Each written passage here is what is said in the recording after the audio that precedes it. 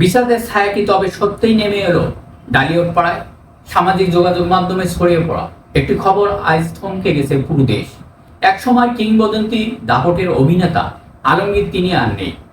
কিংবদন্তি অভিনেতা আলমগীরের মৃত্যুতে শোকাহত পুরো জাতি এবং সাথে সাথে কান্নায় ভেঙে পড়েছেন সহশিল্পী অভিনেত্রী শাবানা এবং দেশের ভক্ত অনুরাগীরা। খবরটি দাবানলের মতন ছড়িয়ে পড়তেই ভক্তদের মধ্যে নেমে এসেছে শোকের ছায়া।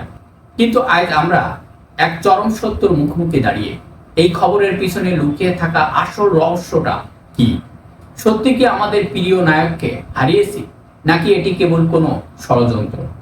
গুজবের ডালপালা এবং জনমনের বিভ্রান্তি, ইন্টারনেটে ছড়িয়ে পড়া ভুয়া পোস্টের স্ক্রিনশট, তার ভক্ত অনুরাগীদের মধ্যে শুরু হয়েছে হাহাকার এবং ফেটে পড়েছে কান্নায়। বর্তমান যুগ তথ্য প্রযুক্তির যুগ, কিন্তু তথ্যর চেয়ে দ্রুত ছড়ায় গুজব।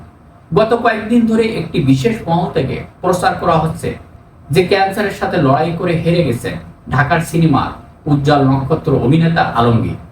কিন্তু আমাদের প্রশ্ন, মানুষের আবেগ নিয়ে এই খেলা কেন? কেন বারবার এই কিংবদন্তিকে নিয়ে মৃত্যু ভুয়া খবর ছড়ানো হচ্ছে? আজ আমরা এই প্রতিটি পাতা উন্মোচন করব। আমরা বিশেষ সূত্রে এবং পারিবারিক মাধ্যমে নিশ্চিত হতে পেরেছি যে কিংবদন্তি অভিনেতা আলমগীর তিনি সম্পূর্ণ সুস্থ আছেন এবং ভালো আছেন। তার মৃত্যুর খবরটি কেবল একটি নির্লস, মিথ্যা এবং সাজানো নাটক। বিশেষ সূত্রে জানতে পেরেছি তিনি বর্তমান তার নিজ বাসভবনে অবস্থান করছেন এবং তার শারীরিক অবস্থা স্থিতিশীল। তিনি ক্যান্সারে আক্রান্ত দীর্ঘদিন ধরে চিকিৎসা নিচ্ছেন, আর সেটিকে ইতিবাচক তুলে ধরার বদলে তাকে মৃত্যু ঘোষণা করে ভিউ পাওয়ার নেশায় মেতে উঠেছে। প্রশ্ন উঠতে পারে, কেন এই ধরনের বানোয়াট খবর তৈরি করা হয়? ভিউ পাওয়ার জন্য জীবিত মানুষকে মৃত্যু বানিয়ে দেওয়া। আমাদের মনে রাখতে হবে, আলমগীরের মতন ব্যক্তিরা আমাদের জাতির সম্পদ। তাদের নিয়ে এমন পরিচিপূর্ণ রসিকতা জাতি হিসেবে আমাদের লজ্জিত করে। পরিশেষে আমরা আমাদের দর্শকের প্রতি বিনীত অনুরোধ করছি, সোশ্যাল মিডিয়ার কোনো খবর দেখলেই তা বিশ্বাস করবেন না।